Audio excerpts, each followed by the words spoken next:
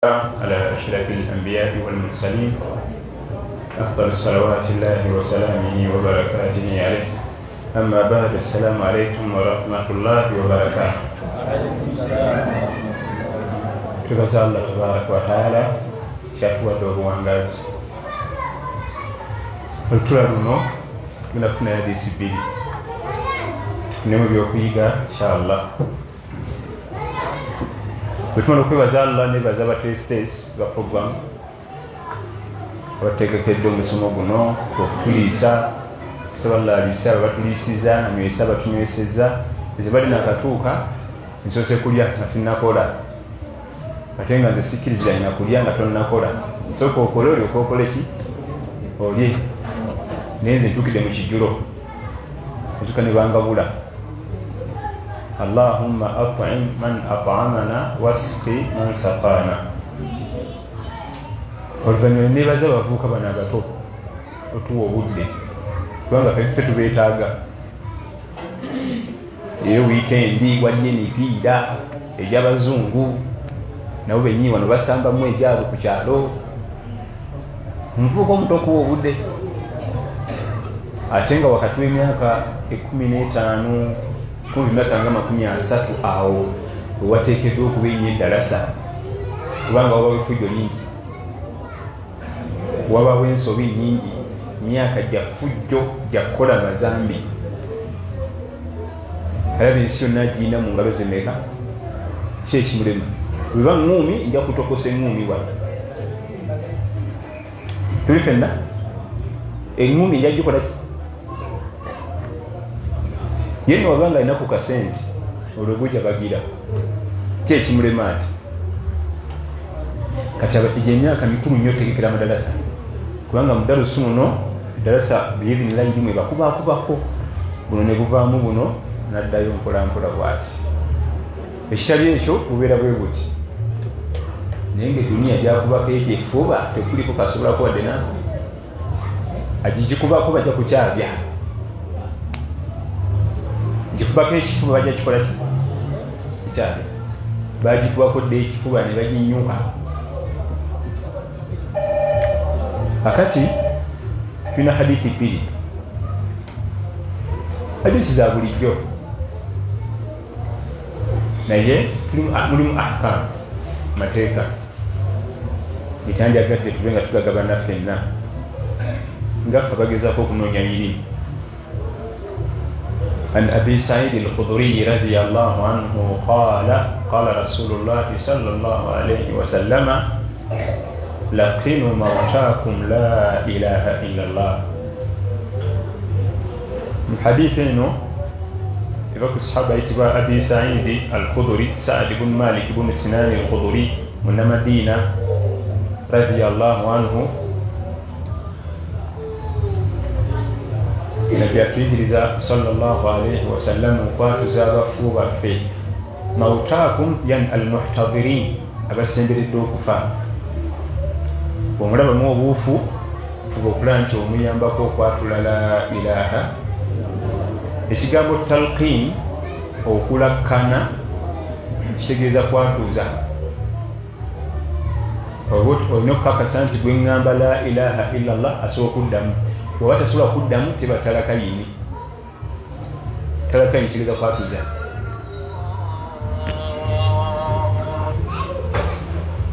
Talakayini kitegeeza kola ki? Bw'oba tasobola kukuddamu teba talakayini. Era kyobalaba Allah agamba Nabi Muhammad sallallahu alaihi wasallam, wa innaka latulaqqa alqur'ana min ladun hakimin alim. Bagenda kwatuuza Qur'an, balina kulakkana Qur'an. Jibrilu yasomesa Qur'an Nabi Muhammad sallallahu alaihi wasallam an tariqati talqin, mustayo ya kumulakkana. Qul a'udhu bi rabbin nas, qul a'udhu bi rabbin nas, malikin nas, malikin nas. Jibrilu ngalakanani sallallahu alaihi wasallam. Watasobola kukuddamu teba talakayini kiba kirala. Kati talakayini ya Nabi Muhammad sallallahu alaihi wasallam andala naffe batata baffe gye bakula gye bamanyi nayo nki tulina genda neyani sallallahu alaihi wasallam. Bw'aba tasobola kukuddamu teba talakayini. Ate tulakkana bafu bennyini ye n'amala atuddamu emisinde egibeera olwo olugi lufunda fenna twetumerera omufuna addamu ti la ilaha illallah mumusulawo ne mutuuka kulwaki tetumusubira kutuddamu ola kututta oyinza otya okuyimuka omuddamu ekigambo ekyo ate nga talqin kiyinza kuwatuza. Ekyokubiri ekyewuunyisa tanakayimisi abasiraamu bokka n'atali musiraamu oba omugwikiriza nomulabamu obuufu mwatuze kubanga naye nabbi abaatuze. Yasooka ankowe Abi Talib ng'ali ku ndiri n'amwesibako amwatuze la ilaha illallah. Babu Jahali nga we bali baani oga nti gwe sebu togeza nodda ku ddiini y'akatabani kano ove ku yabajjajja tofiira ku ddiini y'omutabani ono y'akajjajjoozi. N'amaliriza ng'agambye nti nfiidde ku ddiini y'abajjajja bange si mutabani wange Muhammad. Yali amulakkana la ilaha illallah. Yali musiraamu? Obujulizi bulaga n'atali musiraamu bw'oba obaddewo muyambe. Ate olulala nabbi sallallahu alaihi wasallam alina bannayibba be nga Bayudaaya si basiraamu naye nga mulimu akalenzi batera okukatuma kaali nga kangu nnyo myaka nga 16-17 ne kalwala. Fafaqadahu rasulullahi sallallahu alaihi wasallam. Nabbi n'amala ebbanga takalaba nagati wayi omuka nga sikyamulaba bwati ne bwati oba nnayibba nti gyali omubuliri abamulwadde yagwala ali mu buliri eyo byabeera. Nabbi n'agenda yamulambule naye bwe yatuukawo bwati sallallahu alaihi wasallam n'amulaba nti esayo n'akutuka n'amutalakayi. Naye nga kitawo w'omulenzi oyo si musiraamu atudde awo n'abantu abalala n'akalenzi si kasiraamu. Kati akalenzi ne katunulira kitaawo waako kubanga baali bawarabu nga bategeera nti ebyayogera ategeeza mbiddemu. Taata wako n'aga nti atin Abul Qasim gondera taata Kasimu. Ne kagamba nti la ilaha illallah ne kafa. Oyo yali musiraamu? N'atali musiraamu bw'oba obaddewo bw'amanye ebyekisiraamu towooza ebyo wadde omudaali munene bwe guti gwe kasuka talakayo. Naye ngamba ya nabbi sallallahu alaihi wasallam seeti gye twakulirako si gye ngamba kubanga gye twakulirako teriko bujulizi kubanga ne bwe tugamba tayinza kwatula ate nga yayatudde teri asigalawo awo n'ogwo kubanga siteeti gyalimu tetumusubira kwatula. Bw'ayatula aba afuuse ekirala tetujja kumusobola. Nga nagenze kuleeta bifo nga nabbi sallallahu alaihi wasallam alakkana abatali basiraamu tuyinza otaddeyo okusoma kirala. Kati mu hadithi eno mulimu ebintu ebyewuunyisa. Lwaki omusajja omuyudaaya agamba mutabani nti gondera taata Kasimu? Ekisooka first born wa nabbi Kasimu baali bamukazako taataani Kasimu. Ekyokubiri nga baagana omuyita nabbi oyo nabbi kyo kulimba obwo ffe tetubimanyi nti tumanyi taata Kasimu genda olinde bali abatakumanyi okuva ddimba nabbi nga babigamba tayinza kuba nabbi oyo just mugezi bugezi n'asimba ekintu n'agiraagira n'atetenkanya nekikwata. Kyabamugamba nti atin Abul Qasim mwana wange oli mu mbeera nzibu taata Kasimu ono wali badde omugondera. Omwana n'addamu ekigambo la ilaha era nabbi n'agamba nti alhamdulillahi alladhi anjahu bi minan nar wa fi ba'd riwaya alhamdulillahi alladhi anqadhahu minan nar bi. Nibaza Allah anyurudde akasajja kano mu muliro ng'ayisa ku mukono gwange kadde kaguddeyo kubanga ali kaguwa. La ilaha illallah yagyatulira ku kaki kaguwa olwamala okwatula ala shafa hufratin minan nar. Aywa ala shafa hufratin minan nar akaguwa nga kamaze n'okutama bwe kati agenda kukoonayo Allah n'amujjulula. Kati hadithi egamba nti laqinu mautakum la ilaha illallah mwatuze abantu bamwe bwe mulaba nga waliwo obufu obulaga nti anaatera okufa mwatuze la ilaha illallah. Wano waliwo ensonga bbiri abamenyi ze batugamba. Bw'aba musiraamu tomugamba bweyitiriza kigambo ekyo la ilaha illallah. Bw'aba si musiraamu mugambe kyatula kino. lwaki omusiraamu tetumugamba tekikkirizibwa muntu azze kulaba mulwadde kumutiisa seeka Jibuliru akayumba nga kaweddewo lumbe no lukulumye wallahi bugiba ngamba mbadde sikisuubira bodde yonna eyiise tokkirizibwa kutiisa mulwadde wadde nga mu reality akayumba ke kaweddewo bwe muzeemu amaanyi kati ennaku zonna ogenda odda nawe kubanga ndaba kati otandise nofunamu ku mubiri naye nga naweddewo muzeemu essuubi mugumye muzeemu amaanyi kati ate omulwadde otandika okugaa nti wayi njagala ogambe nti la ilaha illa llah amanya nti nze nkoze ki kiri haramu si kyampisa omuntu agenza okulambula omulwadde nomumalamu amaanyi wadde musaaga bino ebyamu ebyomukibuga simanyi tukola tufenna mu wino toleta kusaaga mu bintu ebiririyo naye gwe onoddawo gwe noddamu okujja mu kibuga sikakasa ndaba gakuwedde gogagaba mu mbeera zonna azze okulambula omulwadde amuzaamu ki maanyi naye bwolaba nga waliwo obuufu bweyogera bwogeza ekyo kyokka yajja kupiikinga naye oba si musiraamu mugambe kati oluusi tusanga naddala bavuzi b'emmotoka oyinza okuba nga ova safaari nosanga akisidenti yakabakuba bali fresh bakyasamba muyambeko okumwatuza la ilaha illallah tewali buzibu waliwo yanga nti oluusi obimwatuza ate abakimimanyiti tuyinza bibaga nti yasiramuse ebyo tebikwatako eriwa allah we yakoze eki yasiramuse bano baleke batwale kofini ne bafaaza bayimbe nati eri amaze okweterera kiwali buzibu kyanti okulwanagana ne famire ye bannango yasudde shahada yafudde musiraamu olwanagana nabo bagaza era tubagenda bikkiriza bajja kukuba emigo gyabwerere omuntu waffe afudde alina nenankani muki mu bulago omudaali otugamba otya mbu yasiramuzi ye yasize museddi ebyo tebitubya buzibu baleke batwale ebyabo gwe muyambe buyambi wali enkolagana ye ne allah bano balekere enkolagana yaabwe nabo mu bulamu hadithi eyo erimu ebyokuyiga nfofoolo naye bw'ogiyisaako otya amaaso olaba ngaetambula njivaako nga nti ekigambo talqin definition y'ekigambo talqin mu Quran mu hadithi mu lugha al arabiya mu lulimi nga arabic language etegeeza kwatuza buli addemu waba tasobola ate batalaka yini kuba definition mpozi nga ya mu Luganda naye ya Quran hadith n'olulimi oluwarabu atasobola kwatula tebatalaka yini tetumanyi kiba kivudde era okugamba la ilaha illa llah nga omufu yaliwo si sunna si nkola si njigiriza ya nabiyuna Muhammad sallallahu alaihi wasallam yadise wedde tugenze ku ndala abayizi baffe batumanyi bwe tutambula tugenze kati anasigala talama عن جابر بن عبد الله رضي الله عنه قال رسول الله صلى الله عليه وسلم إذا كفن أحدكم أخاه فليحسن كفنه رواه مسلم إنه جتماليزا نايو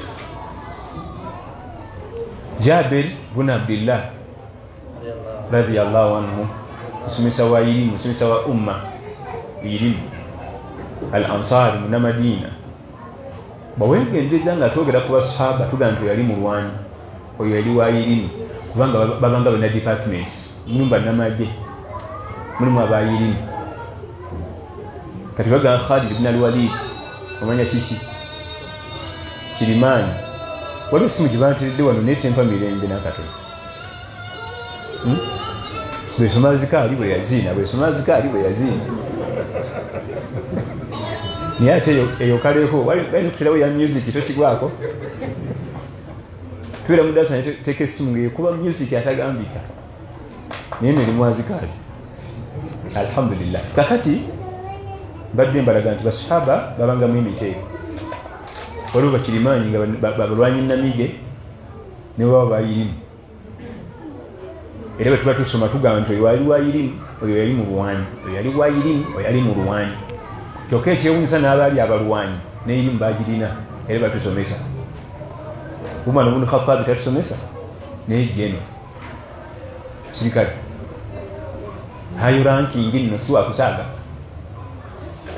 naye atusomesa kiki erimu ate ffe waffe kizibu nnyo okusanga omusuubuzi omututumufu ng'asobola tugasa mu irimu naye bo babalina nga n'erimu bagirina ati kati Jabir ibn Abdillah radiyallahu anhu ye wa irimu etagambika era y'omu ku basahaba omusanvu abakulembera basahaba bonna mu kusomesa umma irimu bali musanvu kuliko omukyalo omu ya Aisha bannyabo kuliko omukyala ki bamitanga Aisha mukyala wa Nabi Muhammad sallallahu alaihi wasallam abalala basajja naye yasukka okusomesa umma nayingira ku tiimu eyo ey'abantu omusanvu basahaba ba Nabi sallallahu alaihi wasallam abanyamba bannaabwe akendo mu kuyigiriza umma irimu. Jabiri atugamba lumu Nabi sallallahu alaihi wasallam ayina sahaba gwe yitalaba Nabi yayina memory nga watulula bwataga nti guni nga sikyamulaba bamubuulira ekiriwo guni nga sikyamulaba bamubuulira ekiriwo yayina memory y'amaanyi era waliwo yali omukyalo omuddugavu nga yalongosa masigidi ye n'afa ne bamuziika newayita ennaku 3 naga nti abanga omukyala gwe nalaba nga era muno okulondalonda yalagawa noga nti ya Rasulallah maatat yafa afala adhantumuni nimutambikira kaannahum saharu amraha oba sahaba balaba nti ono omukyala si wabbeeyi mu maaso ga Nabbi mubikaki Nabbi yali yebasemisana ne batemuuza okusa afudde layisi basenti ali ki ate muze okusa omukulu n'abamenya nti oyo omukyala wabbeeyi mutumula nti adde alongosa muzikiti naye wabbeeyi etagambika dulluni ala qabriha muntwale mwamutadde yamusaalira nga wese ennaku ezi yalina memory nti omukyalo ono nga sikyamulaba ntutte ennaku kiki tiyafa ne tumuziika weewunye supidi gye baalina Nabbi teyebakanga ffe kufa bufi yagira n'omukatonda n'avaayo ng'okunaaza n'okuzinga n'okusaalira n'okuziika nga biwedde okwebaka kwa Nabbi sallallahu alaihi wasallam si kwaffe naye bakanabanga omufu ne bamenya n'oluggi ne bamujja ne ku mufaliso ne bagutwala nga tawulira yebakanga kati yali yebasemu kayilula azuhuli ewedde n'awumulamu katono azuke etegere asiri byonna ebabikolera ebyo nga nti ya Rasulallah twatya okuzuukusa naye kiri omukyala nga si wabbeeyi mu umma nti ani yabagambye si wabbeeyi tanti alongosa bulongosa mu muziki nti ani yabagambye yagenda n'ankola ki era mulimu obujulizi obulaga nti abakeereyo basobola okusajja ku ntaana abakeereyo okusaalira bamutwalawo nti wano twamutadde nayimirirawo nakuba takbira zennya sallallahu alaihi wasallam. Kakati waliwo omu ku basajja b'ab'olulango yali agenze safaari n'afuna obuzibu n'afiira eyo ne bamukulirako emikolo ne bamuziika eyo era bamuza nti beguli yalagawa tiyafa ne tumuziika eyo naye lwako byali bya supiidi nankani tetwamunaaza na bulungi tetwazinga bulungi byali byamangu baali basuubuzi bali bagenze kusuubula nabafiirako eyo Nabbi n'anyiiga Nabbi yafunanga ekitategerekese bulungi yafulumyanga statement efuga umma yonna naga nti idha kafana ahadukum akhaahu falyuhsinu kafana babanga akoze emikolo ku mugenzi omu mummwe ku muganda we agitereze yakozesa kigambo kafana kiva mu takfini okumuzinga omufu mu ssanda naye ng'ategeeza emikolo gyonna egikolebwa ku mufu esatu kunaaza kuzinga kuteekayo okusaalira funa tusaalira naye okunaaza kuba ku bantu babale okuzinga kuba ku bantu babale kubanga abo babeera bana kunaaza bana kuzinga bana kuteekayo bameka omummwe bw'abanga alondeddwa n'okkiriza okunaaza mukyala munno n'okkiriza omuzinga tereeza tomala gakola oba si kyogala nti bane nsiriredde mundi omulala ku lwaki gy'emikolo gye gisembayo mu duniya. Tutalinayo omukolo mulala, khalas, chapter closed, yagaddewo eduniya. Oba si kyogamba mulaga iwayiwako mazzi n'atobaatoba nti tumaze okunaaza, ne basuulase mu bisuukasuuka ne bazingazingako bati ne bateekaawo tumaze okusiba. idha kaffana ahadakum akhaahu falyuhsin, longoosa mukunaaza wano wakwegendereza. Mukunaaza biki bye twegendereza? Waliwo ebintu bye tusanga ku mubiri gw'omuntu nga birina okuvaako. Ayinza okuba alina embeeta, kati oluusi abamu bwe bafa batandika okuzimba nga likyasobola kuvaako. Omubiri gukoze ki? Guwaze. So nga bwekyetenkanye ne sabbuuni ne waserera ne mukikitanye ekola ki? Kufuluma. Towooza buwoza ffe nagitabi nenjisikamu nenema nebivaako. Abamu oluusi tabadde na aqida nnungi, alina yirizize ezirimu gigeni. Abamu bagamba nti kambireke yanamanya ne Allah we. Bw'obanga osazeewo okukola mirimu egyo gikole kuki? Bulungi. Atulagira ye Nabi Muhammad sallallahu alaihi wasallam. Ekintu ekitono ennyo ekyangu kubaka ensirire nfuna omulala baasi tujja kufuna musango. Okkiriza okunaaza, okkiriza okuzinga, okkiriza okukkayo, okulanga abakola enguudo za Uganda. Mu myezi egyo bituli baba akalumala bwe bati mwezi gumu ogwokubiri nga biki bituli n'obuuza ng'oluguudo lwa kalumala luno. Okuzinga wakwegendereza, essuuka neebuna bulungi kubanga bwe tuzinga omuntu ono omugenzi abanga ayambadde fitingi gwebinta kuli ku sikiini sikamu meeza katwala sikamu twala so sikumalaga vulungula bwoti. Bwe tuukayo wali mu kinnya wansi oluusi bagenda ne basimaka mwana ndani ng'omutajaayo topakirayo ng'apakira mu kutiya. Abamu bapakira linnya teeka eviiri nyiga n'amufukamirako ajeeyo. Kasita okizuula nti mwana ndani nfunda addeyo wabweru balite enkumbi oba kukaki lwaki omala gakola nam oba waliwo wakyanye nsooke mulinde kutegeezeewo topakuka. Egyo emikolo yegisembayo ku munno, tagenda kuddayo kufuna mukolo gwo. Egwo omukolo gubawo omulundi gumu ogw'okuteeka mwana ndani, terabira na mikolo ebiri gya mwana ndani. Tekulinga kuwasa na kufumbirwa, tebujja yinza okuddamu n'empasa khalas ogubeera ogwo wamufu anazibwa omuntu anazibwa onabala omufu mulundi gumu azingwa mulundi biki ateekwa mwana ndani mulundi ogwo talinayo gwakubiri. Era kyobola mu Busiraamu bakubiriza abanaakola emikolo babe nga balina omusaayi ku mugenzi kubanga be balina emikisa gy'okuba nti bajja kutereeza. So si mikwano magwira abadde ayitawo jangu naaze. Era kyobola banabiyuna Muhammad sallallahu alaihi wasallama ba Abubakari, Umar, Osman radiyallahu anhum jamia ne murumu banaaliza baite bakkirizibwamu kubanga egyo mikwano si musaayi.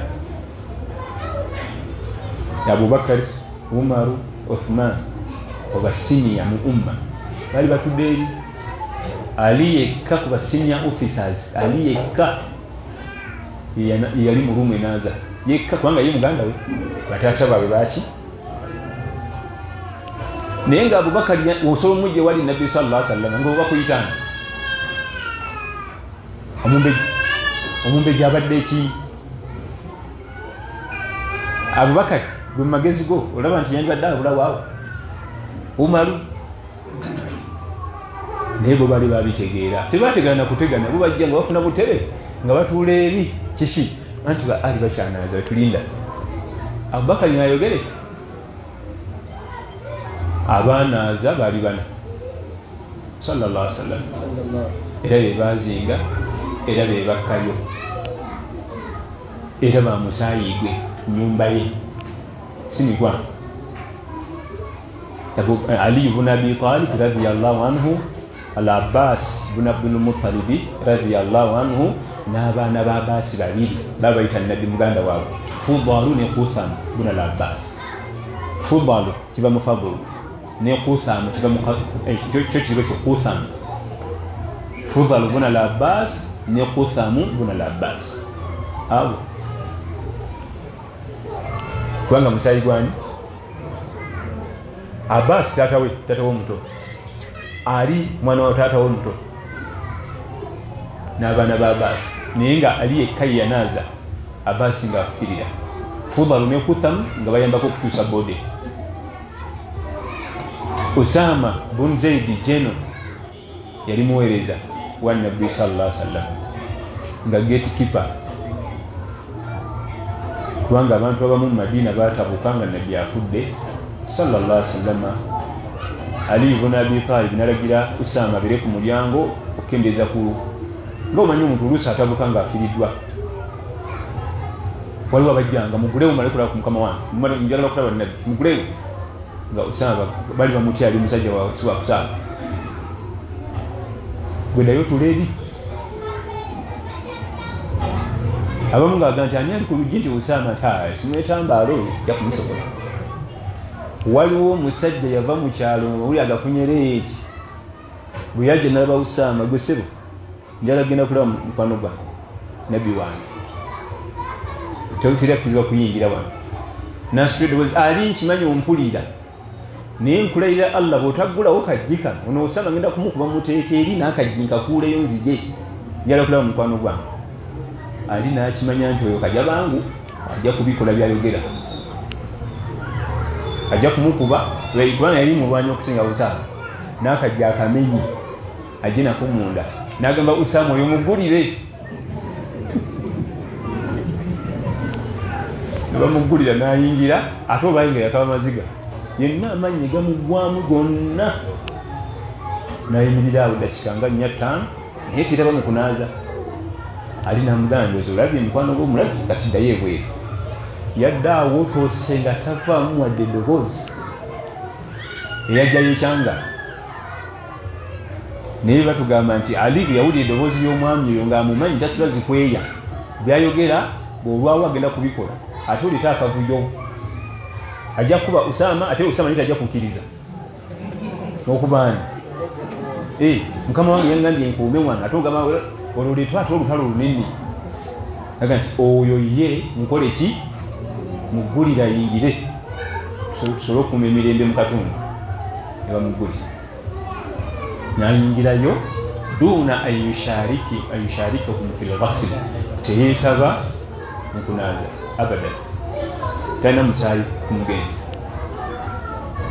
ekyo kyafeyo kiraga nti ab'omusaayi muwalawo sisitawo maamawo tolowooza nnyabo nti waliwo bagenda omukunaaliza abamu tebagala kunaaza mbe batya omufu ne bw'onoogaana otya temu ena kutuuka nga gwolina okunaaza weebuzeebuze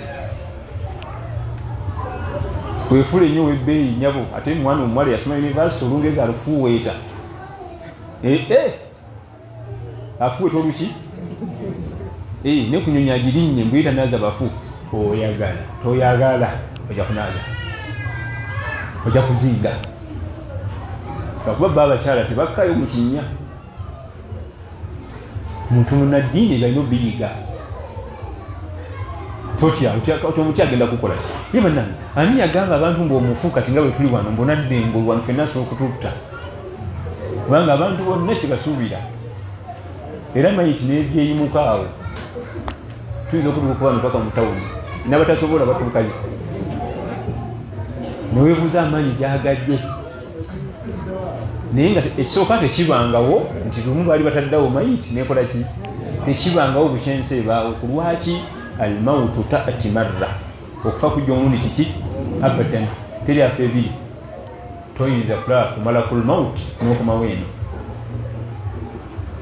kasi tolaba kumala kul mauti eno todda khalas naye ffe tulina essuubi mbwasobola okukola ki ate mbukadde ako amaanyi gaba nago